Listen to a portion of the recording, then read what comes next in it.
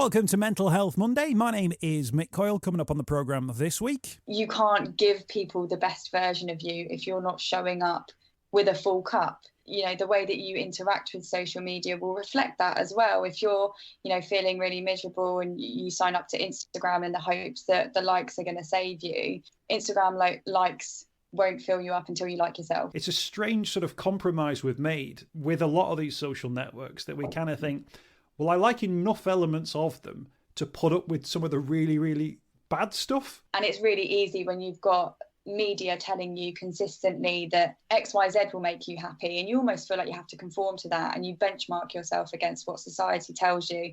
It's just not true. It's just not true. Thanks for checking out this week's Mental Health Monday podcast. My name's Mick Coyle. I do hope you're well, and a show that I've wanted to do for a while now, but given everything that's been going on, I've kind of delayed the conversation. I hope you sort of appreciate some of the reasons for having it, based on the fact that a lot of people now are spending a lot of time at home, looking at screens, looking at social media. I wanted to spend a little bit of time just discussing really some of the issues around social media at the moment, and it's conversations we've kind of had before, but I've got a social media expert on the programme who kind of works in the field. So she's not a psychiatrist or a mental health expert, and nor am I. But I think the conversation around mental health and social media is very much based on sort of personal experience. So hopefully you'll relate to some of the things that we're talking about. There's some hints and tips in there too with Daisy Morris. Now, normally at the start of each episode, I say to people to get their name and title, and Daisy does such a decent effort of describing who she is and where she's from. I've left it in the edit this week. So you'll be able to hear that, who she is and what she's all about as well. I mention in the conversation as well that I'm going to set up a Mental Health Monday Facebook group. And I've done that off the back of recording the podcast, between recording it and putting it out. If you want to go onto Facebook and type in Mental Health Monday Facebook, no, in fact, you just have to type in Mental Health Monday and look for the Mental Health Monday symbol, then feel free to join. I think that'll send me an invite. Now, if it looks like there's no members, that's because it's only just launched. So don't worry about that. You'll be the first one in there. And I'm going to take responsibility of moderating everything that goes in there too. So it's not necessarily going to be a free-for-all, because I think in the world of mental health, you've got to be careful around that. But if you're an organisation, you've got events, you can post it in the group. If you've got Zoom meetings, if you've got various different things that are going on that will boost people's mental health and have a positive impact on your local community, absolutely get it in the Mental Health Monday Facebook page and we'll share that. I'll also share the podcasts, and I'll share some of the great stories that are being told around the country when it comes to mental health. So it's going to be hopefully a really good place, and hopefully a really good hub for some of the amazing work that's going on from a mental health point of view. So go over to the Facebook for the Mental Health Monday Facebook group. It's new for 2021. Right, so don't forget, if you are listening to the podcast now, please do share it on social media with your friends. Use the hashtag Mental Health Monday. I really appreciate it when people do that. And the numbers for the last few months of 2020 have been really, really high. Absolutely brilliant. Please do let people know you're listening to the Mental Health Monday show. Check out the Facebook group as well. First up, though, let's have a conversation. Don't forget, details of different organisations you can speak to in regard to your mental health and where you can find them will come at the end of the podcast. So it's time to say hello to this week's guest. I'm Daisy. I am the founder of The Selfhood, which is essentially an online platform that empowers small business owners, freelancers, anyone that's really started any kind of hustle to do their own social media, but feel empowered about it as well. My mission is really to make social media feel more human. So I do that sort of on the side. And then I also have clients that I work with on a one-to-one basis, again, in social media, but I work with anyone from fashion brands to lifestyle brands to hospitality, restaurants and bars. Portfolio's fairly varied, but in a nutshell, social media.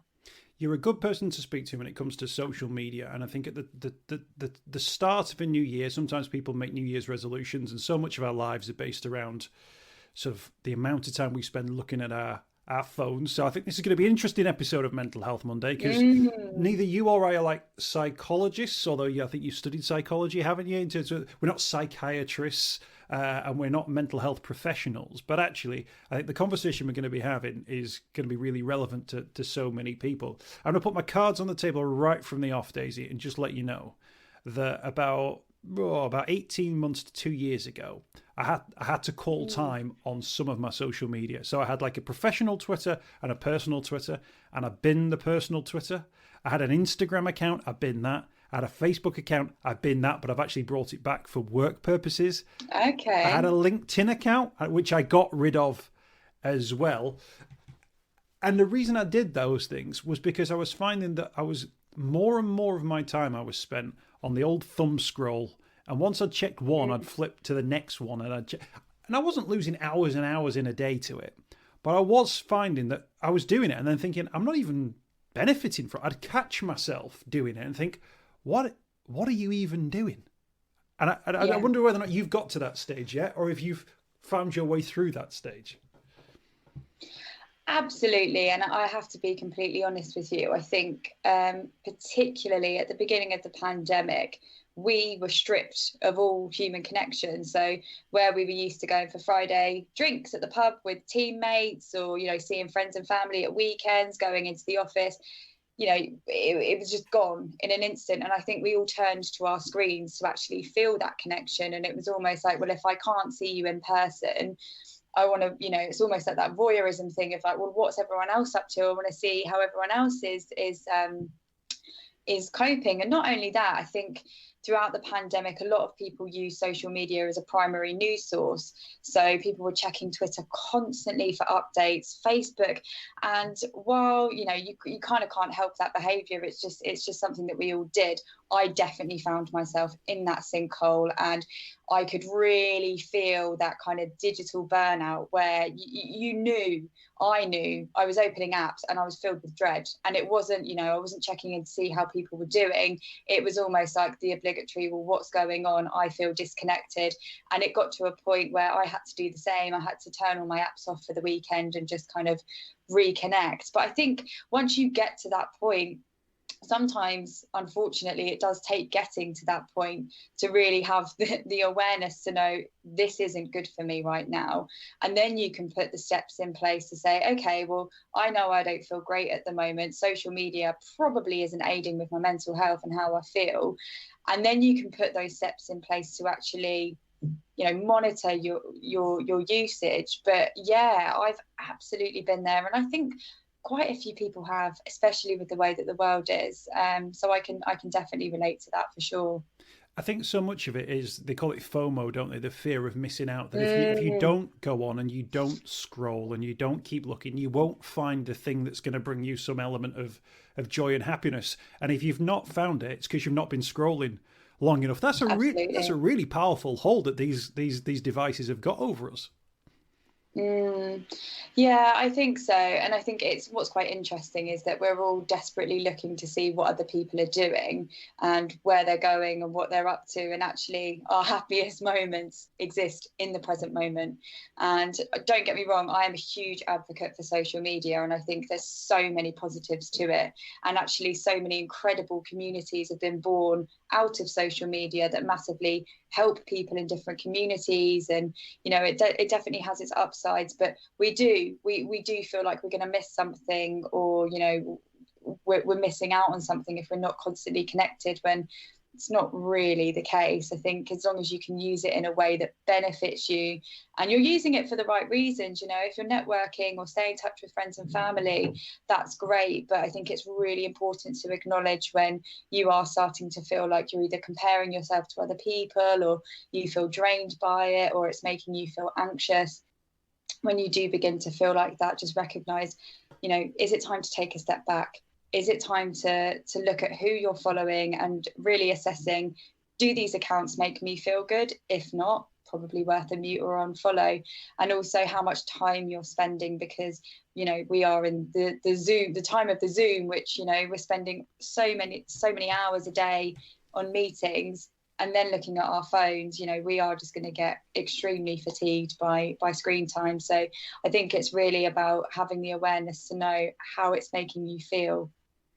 And there's nothing wrong with actually taking a step back and a bit of a sabbatical from social media. That's absolutely fine. No, absolutely. And I think some people will say, you know, well, where's the conversation around mental health? But I think to a certain extent, that thing that if you're doing something so much and it's not bringing you joy, then you're also denying yourself an opportunity to do something else that might actually find those sort of same feelings of joy, be it reading a book, taking up an exercise. I was told, and this is a brilliant piece of advice, that when if you do a jigsaw, the feeling that you get when you find a piece that goes in the jigsaw is the same feeling you get when you see something positive on social media, or that you get a like or a retweet or a share or anything like that. Your brain gets the same feeling. Wow. Because it's essentially, you were looking for something, you found it, and it worked. And you can get the same from a jigsaw. Now, I'm not saying we should all be sitting on the train doing jigsaws in the morning, but I think it's about knowing why our brains are doing this. And I'm guessing as well, you working in the marketing field, you'll know sort of that companies and advertisers, they know that we're sitting there with our thumbs scrolling and scrolling and scrolling. And I guess they're designing and trying to create content that fits into these little worlds that we've created for ourselves.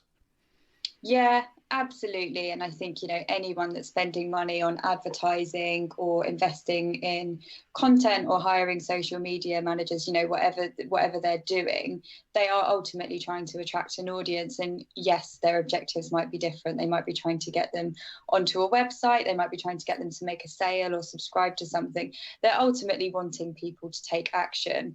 One thing that I would say, though, is that I think as consumers, we are all waking up to marketing. I think we're all very much more aware.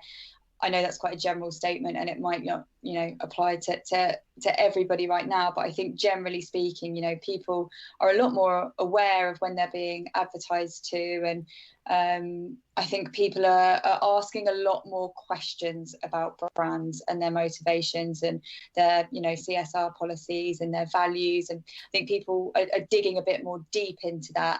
That's not to say that some of the things and the tactics that brands will pull is right or excused. Definitely there's some quite concerning behaviour, I think, that goes on behind the scenes, and the way that people are, it's ultimately manipulation, if we're being completely honest. Not all brands, but quite a lot of the time when people are sending out marketing messages and they're asking people to do something as a result of seeing an advert or a piece of content, it is manipulation. But I know that sounds quite dramatic, but it is. But I mean, to a certain extent, though, that's like the Mad Men thing, isn't it? Of trying to tell someone that smoking a particular cigarette on a poster in a subway. The subway, the underground, not the sandwich place, is going to be either good for your health or make you look cool or make you more attractive. That's always part of the sell.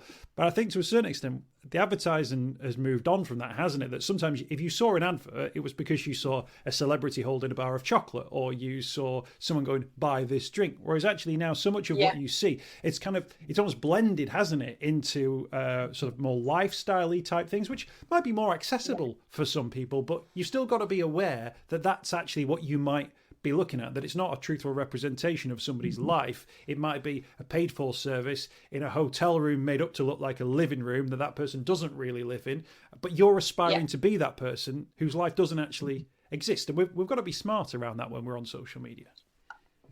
Absolutely, I couldn't agree more. And I think that probably falls a bit into kind of influencer culture and this idea that we are aspiring to what is really a show reel, because no one puts, in fact, I'll retract a little bit. There are some influencers and there are some people with platforms that, are hugely committed to transparency, and they will share their bad mental health days online. I think that's really healthy, and I think that's great, because a lot of the time all we see is this glossy, shiny image of somebody else's life that we just deem to be true, that is just how they exist, when it's categorically not. And I think that's where it becomes quite dangerous, because, we could be having a really bad mental health day, see somebody else, in these amazing designer clothes in an amazing hotel that has probably been paid for by the brands, and that just isn't reality. And the reality is, if that is their reality, they probably had to work really, really hard and endured some quite bad mental health themselves to get there, because if you are living that lifestyle, people will be envious, you will get trolled. There's so much unglamour that comes with the glamour. So I think as well, it's just, again, being mindful of the fact that what might appear to be this incredible life also comes with its hardships as well, and the grass isn't always as green on the other side. So yeah, I think influencer culture in particular is very interesting, especially at the moment. In terms of the social media channels, I think that influencer culture, Instagram is a big one for that one, because it comes with that sort of image, and it's all about that first appearance as well. But then each of the different social networks kind of have their own ways of doing things. I tend to use Twitter for like news updates, both getting news out there, sharing content, but also, finding out news about whatever is going on, vaccine, government updates, whatever it is. And I find that to be really useful. But I'm also aware that Twitter is a place where you can get hammered for expressing an opinion, that you can get weighed in on by either bots or fake accounts. You can get spammed by 1,000,001 different people. And you think it's a strange sort of compromise we've made with a lot of these social networks, that we kind of think, well, I like enough elements of them to put up with some of the really, really bad stuff. But the really, really bad stuff for some people will be the worst, will be enough to drive them, off the app or the channel, or it'll, be enough to drive them to, a despair, which then has an impact on their mental health. Yeah, for sure. And I think it's actually really interesting to see how the different social media platforms are different, and the ways that people do engage with them. So exactly as you said, Twitter is just riddled with very unhappy people, I would imagine, to have to troll people that severely. It's quite dangerous, actually, in some cases. Instagram is very much, as you said, about the image. And then something I find quite interesting, actually, is TikTok, which is an emerging platform, which is primarily used by younger people, seems to be the most safe and inclusive. So I know that they've actually spent quite a lot of time investing quite heavily into their privacy and security, and they have a zero tolerance for bullying. And I think actually the younger generation, the Gen Zs, they all seem very mindful of this kind of thing, and they feel like a lot more community led. And I think it's actually really interesting to see the behavioural habits of how we all engage with social media. But it is bizarre, isn't it? When you think about Twitter, that some of the things people say, you just can't imagine them saying that to people to their face. So why is it that we feel so compelled to be so awful? Because we're sat behind a screen. I guess you're shielded from the repercussions, but it's quite crazy, the culture that comes with social media. But I wonder if it's just like the modern equivalent of like the other stuff that people would do in the past. So like an example would be like if you saw a really, really nice building, but you had no part in that building and you had no chance of ever working in that building, you might scroll some graffiti across it to try and make your mark on that particular moment, even though your mark was a negative one, but at least people saw it, and at least people would recognize that you had some sort of influence on it. And I can't help but think that that's a little bit like what Twitter is, that people might... I mean, imagine being like a grown man in your 30s or 40s and criticizing Greta Thunberg. Like who? There is absolutely nothing about your existence that affects her, or that her affects her, that really affects you in any way, shape or form.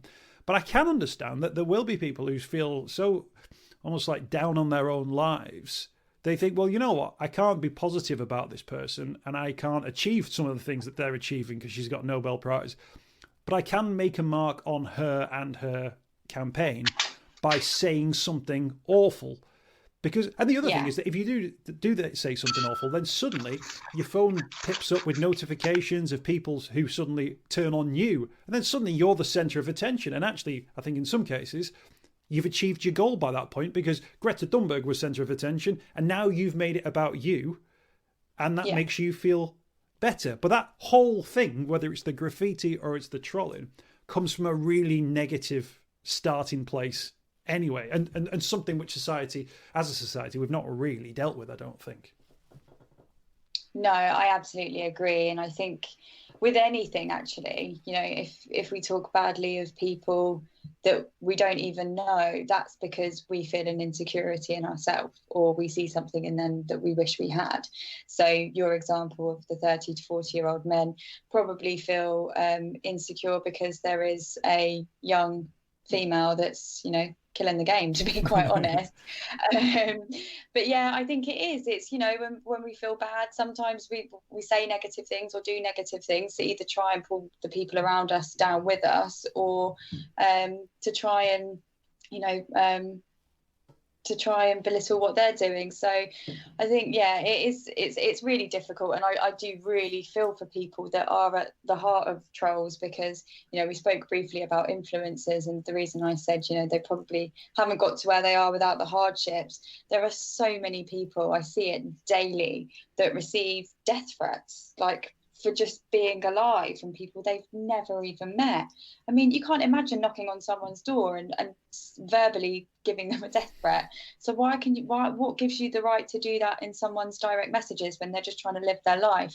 So yeah, it's but then I guess you have to ask the question, have they got to such a bad point with social media that they now feel the need to be a troll? Like, how has that happened? Because for the most part, people are very nice on social media, and there's so much opportunity to build communities and network and make great connections. And it is such a shame that there is a small minority of people that feel the need to just be, quite frankly, just disgustingly rude.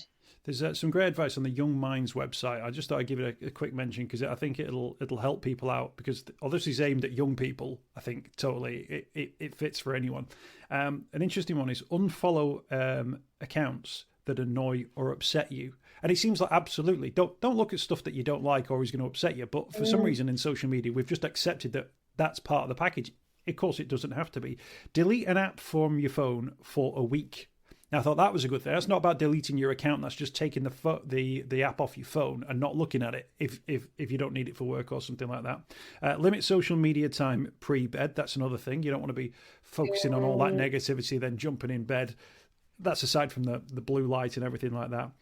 Ask, am I doing something positive for myself and those who see this? Now, that is a killer question, isn't it? I wonder if every single app had that on it just before you hit send. That would change the game. Yeah. And the other one is find your crowd. I think this is the thing that I've not quite got my head around yet in terms of social media, finding your crowd. And if it's talking about advertising or marketing, you're looking for the people who would buy your product. But if you're looking as a human being, you're looking for people who are similar to you. And yet still we try and find people who disagree with us, or we go looking for negative things that we're saying. But finding your crowd in any set of circumstances, as well as being open to other ideas, of course, is what we do as human beings. But again, on social media, we do things a little bit differently. I think that's all of what you said is actually really interesting and great advice as well. And just on your point of finding your tribe. As humans, we are tribal people. We connect in groups, and we gravitate towards groups. And I know I mentioned this earlier, but I think there are so many positive groups and communities that have been born out of social media.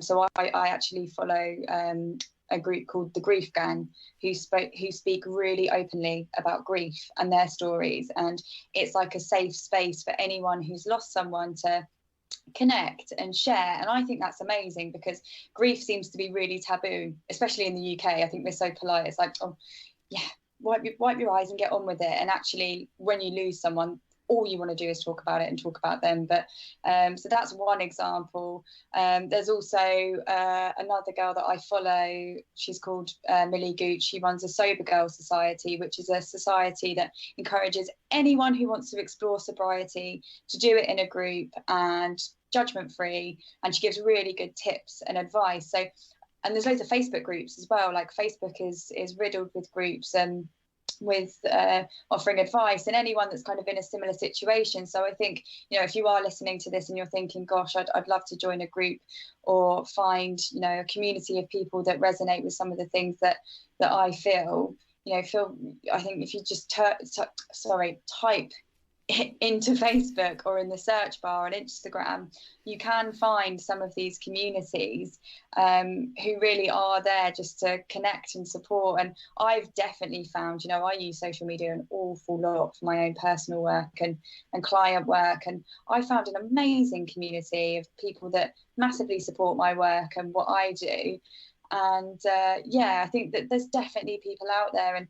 And just on your note as well, sorry, about the deleting of apps, something that I do throughout the workday is just switch off all my notifications, because it's so easy, isn't it, when you're sat at your desk and you see a notification pop up, and before you know it, you've spent 20 minutes trawling through Instagram watching cheese pie recipes that you're never going to make. So I think if you can switch off your notifications and not looking at your phone before bed, absolutely, I think that's a really good tip. And just as you wake up in the morning, if you actually, I heard something really interesting. It was a quote, I can't remember where it's from, but somebody said you wouldn't let 500 strangers walk into your bedroom first thing in the morning, but that's exactly what you're doing when you're opening social media apps. So when you wake up and just before you go to sleep, it's really important that you have that time to just wake up, wind down naturally, because you'll just be wired from everything you've consumed otherwise. I'm like, well, I'm nearly 40 now, right? So like, I'm of a generation, and I've seen all this stuff come in, and I can now like think, well, you know what? I'm not going to bother with TikTok. It's not going to be for me, and that's fine. But I think as well, there's almost like an expectation though that there's like a new generation who for this is just normal.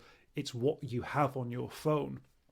A mobile phone for me was text messages when they first came out, and then you can make a call, and then I got a phone which had WAP, which was like the first version of like the internet. This is like, don't laugh. But that's what it was for. Is now there's like people who are just sort of native to all of this stuff as well, and that makes me think: does that make you better placed to understand it, or actually does that make you more vulnerable to making the same mistakes that we didn't learn as an older generation, and therefore we didn't teach those mistakes to a younger generation, so they just picked up a lot of our bad habits? Actually, what you just described there, that idea of something you're interested in, go and find a group on Facebook on it.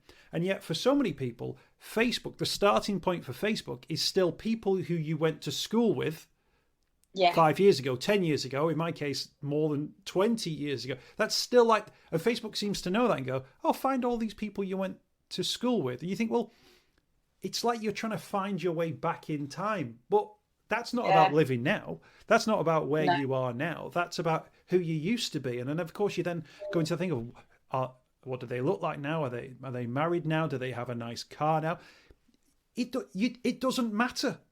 You've not cared about this. You've not even remembered this person from 15 or 20 years ago. Why would you even look? It's irrelevant. But it almost tells us that it's relevant. We're almost led to believe that it's relevant, and then connect with them and message them. And I don't know. I don't think we've not got that right yet. There's still, and now people do that thing where they share things that they've done on social media. Like, we're nostalgic for the past on social media. We're not even nostalgic for the past of stuff we did outside of social media. We're nostalgic for stuff we did on social media, and that's when you end up in to me, a bit of a loop where your life doesn't move on. It just frames itself around an algorithm of what you have done in the past. And I think that was a large part of the reason why I wanted to take a step away from it, because I wanted to make it relevant to me now. And that's what I try and do now. Use accounts, use groups which are relevant to the things I'm doing at that given point without constantly looking backwards, if you like. Yeah, I think that's really interesting. And I think, ultimately, if we're being honest, the reason these apps exist is to make money, and they want us to stay on for as long as possible. And I think that's where having the balance is super important. So, if you are feeling overwhelmed by how much you've used it, and you can recognize that some of these things are coming up, so suggesting your old school friends that you haven't spoken to in God knows how long. I do think it is about your attitude towards all of that. But it's it's a tricky one. I think you really do just have to draw the line when it's there, but who knows what the future holds. I think it's quite interesting watching how the younger generation interact with social media, because I think, although yes, exactly as you've said, they are digital natives, you know, they are fluent in all social media. And you know, I've got younger cousins that are 18 and they think that WhatsApp's for old people. Well, I thought I was really cool because I use WhatsApp. They're like, no, we only talk on Snapchat. And I said, well, why? And they said, because your chat's gone in 24 hours. And I think what they've actually seen is the likes of my generation and above being scrutinized for mistakes that they've made on social media 10 years ago, whether that's a bad tweet or, you know, a bad Facebook update that an employer's seen, or, you know, celebrities getting slaughtered in the press for something they said on social media years ago. That generation has grown up around that and they've seen that happen, and I think they're so hyper aware of their online image, and they know that their digital footprint is not going to be erased anytime soon. So I think they actually take their privacy very seriously, which sounds quite ironic because, you know, we think of young people as, you know, just twerking on TikTok all the time. And I think, you know, there definitely is an element of that. But I think from actually, you know, how much of their personal life they're actually willing to give away is quite interesting, because I know that, like, my parents, for example, their Facebook feeds compared to my Facebook feeds completely different. You know, people are moaning about their microwave and the fallout that they had with their mate last week, and I think, you know, that's because that's normal for us. Like, we grew up around oversharing, whereas young people have seen that and thought, not for me. And there's actually something I learned the other day called a Finsta account. So you have an Instagram account, and then your Finsta is like where you show the real side of you, but only your real close friends can see that. And it's like your pictures with no makeup and, you know, in your pajamas, because, you know, the rest of the world can't possibly see you looking like that. So it's quite interesting to see how, you know, people's attitudes and behaviours are changing towards it. Do people as well need to be aware of the limitations of social media? You must have first-hand experience of this, that people think, if I set up this Instagram account or if I set up this social media channel, it's going to change everything for me without the background work being done or the other things being in place. Is that one of the things that people have got to bear in mind as well, that just in and of itself, it is just a platform and you've almost got to have the life to back it up, or you've got to have the product to back it up, and that's got to be where the quality is. The sheen of an Instagram account isn't going to be enough to make a success or build a personality. It's got to be within, if you like, already. Absolutely. That is one of the main things that I preach, I suppose, is that if you are using Instagram to attract clients or customers, if you're a brand, your content has to serve them as much as, you know, you want them to make a sale. You have to give and give and give before you receive, because people now use social media for so many different reasons, whether it's to learn something new, whether it's to catch up on news, be entertained. It's your job as anyone who's trying to sell anything to entertain people, let them get to know you, almost have that nurture period before you then ask them to make a sale. And I think if you're using it as a person, as an individual, as opposed to a business, you can't give people the best version of you if you're not showing up with a full cup. And, you know, the way that you interact with social media will reflect that as well. If you're, you know, feeling really miserable and you sign up to Instagram in the hopes that the likes are going to save you, Instagram likes won't fill you up until you like yourself. You know, it has to start from within. And that's, I know that sounds quite cheesy, and it's so much easier said than done. I'm fully aware of that. It is so difficult sometimes. I've done it myself. I've 100% outsourced my confidence on likes before, but then I think you get to a certain point and it takes a while, and I'm definitely not even anywhere near being able to say I can fully do this every single day. But I think sometimes, you know, you do just get to a point where you think, this is just an app. It's not real life. I am not my worth is not based on how many people follow me or how many people engage with me. My worth comes from what makes me happy. And that is not external validation. That's what makes you happy as an individual. And whether that is, you know, excelling at work or spending quality time with your friends and family, or just spending alone time cooking yourself your favorite meal, whatever that looks like for you, that has to take priority before, you know, you can seek that validation from elsewhere, because it just doesn't work like that. It just doesn't. How close are we as a society, do you think, to nailing that message, to understanding that message? To me, it feels like we're quite a way off.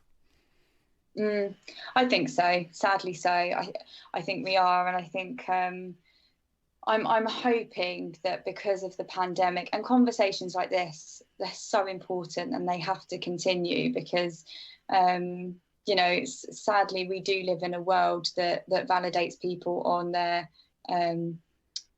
inverted commas success, and we've created a society that glorifies people that are rich and skinny and go to nice places, when actually those people probably aren't as happy. And happiness is so subjective, and you have to rate your happiness based on what that looks like to you. You might not need loads of money, you might not need to go to fancy places to feel truly happy. And I think you really have to dig deep and ask yourself that question: what makes me happy? What lights me up? And it's really easy when you've got media telling you consistently that XYZ will make you happy, and you almost feel like you have to conform to that, and you benchmark yourself against what society tells you. It's just not true. It's just not true. But it's really hard to not think like that. Inspired by this conversation today, Daisy, what I'm going to do, I'm going to create the Mental Health Monday Facebook group. I'm going to create it as a group, so it's just like a place where people can go and we can have conversations about things we've talked about on the podcast, but also people can also share, you know, organizations with like workshops they're involved in, helplines and stuff like that. I think if we do that, actually that's maybe that's us practicing what we preach, and kind of saying, well let's do something like that. So there we go. I'll set that up on the on Facebook. So glad to hear that. Yes, I'd love to join as well. So we'll do it as a group, because then there's the inclusivity, and it's not just you know, you're just firing stuff at a wall.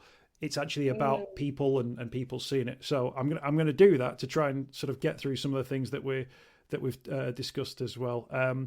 Amazing. There's a few well-being apps as well that people can check out as well. I know Yapper is another app that people have looked at as well, which you've got a much stronger mental health focus as well. If there's one bit of advice that people should take away from you today in terms of your expertise in the world of social media, because you know how it works from both sides, what is that advice, and how do you reckon people can maybe just have a slightly healthier relationship with social media in 2021?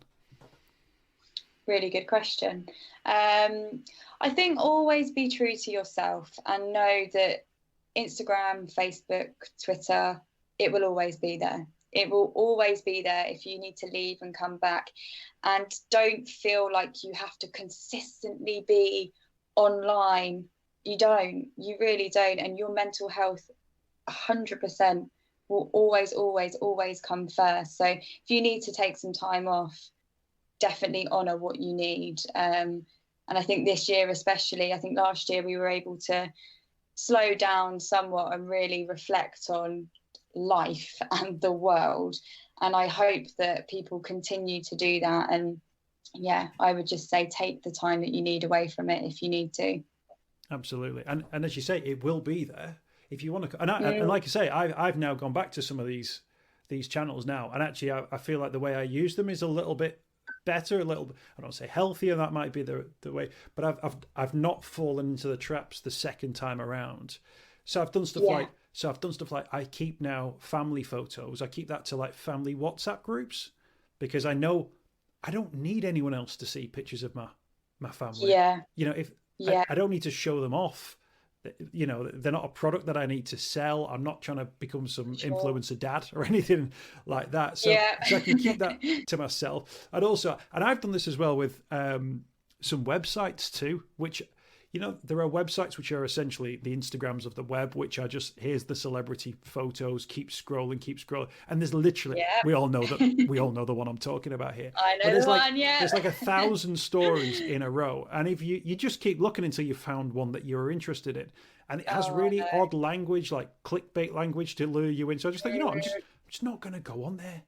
It's not worth it. Because it's not worth it. I've done it with.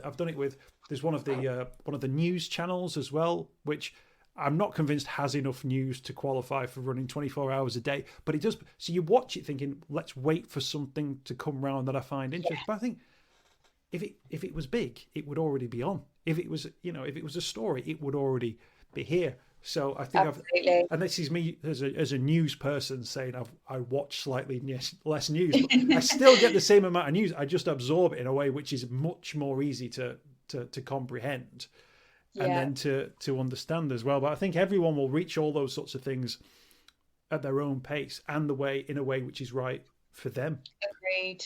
I actually read something really interesting the other day that said create more than you consume. And I think if you're looking to be inspired, or you need time off to just breathe and think about the world a bit differently without getting too hippy dippy, you're not gonna find that through a screen. It's about getting outside and getting creative, and you just can't do that on your phone. It's just not possible. So, and my other second piece of advice would be, create more than you consume. Excellent. There's nothing wrong with being hippy dippy as well. Okay, good, because I am very much so. That's another. In fact, we'll create that as a second group, the hippy dippies. Let's do it. Daisy, thank you so much for your time today. I really appreciate sort of your insight as a social media guru. And if people want to find out more about Selfhood, what social media channels are you on? Are you deliberately on them all, or do you pick your favourite ones? No, I'm not. I'm primarily on Instagram, so my handle is @the_self_hood. I'm also on LinkedIn, and I'm about to start YouTubing. I'm going to get down with the kids and see what this YouTube's all about. But no, primarily LinkedIn and Instagram for now. Brilliant stuff. A pleasure to get you on the programme today. Thank you so much for your time, and thanks for joining us on Mental Health Monday. No, thank you. Really good to chat to you.